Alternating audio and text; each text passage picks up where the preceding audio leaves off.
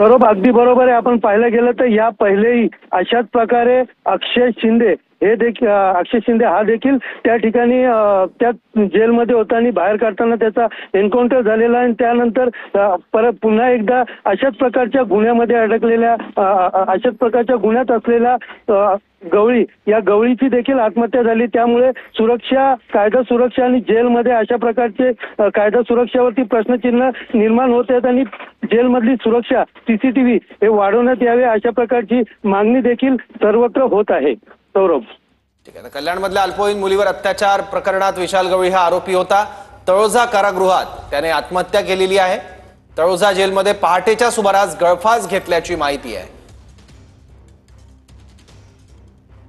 आणखी माहिती परत एकदा आपले प्रतिनिधी सुनील जाधव यांच्याकडे जाऊयात। सुनील, पण गळफाससाठी त्याने जी दोरी वापरली ती दोरी त्याच्याकडे नेमकी कुठून आली?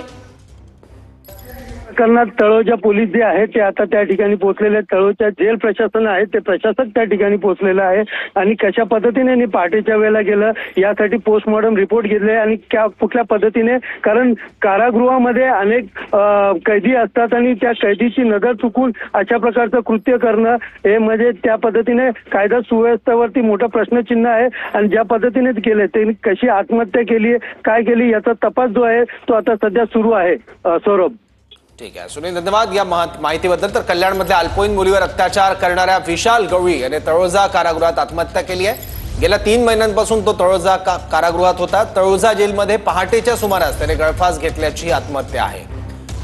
बलात्कार अत्याचार प्रकरणातल्या आरोपीला कठोरात कठोर शिक्षा व्हावी अशी प्रत्येकाची भूमिका असते, पण कारागृहात आरोपी अशा पद्धतीने आत्महत्या करत असेल तर ही घटना कारागृह प्रशासनावर अनेक प्रश्नचिन्ह उपस्थित करणारी आहे।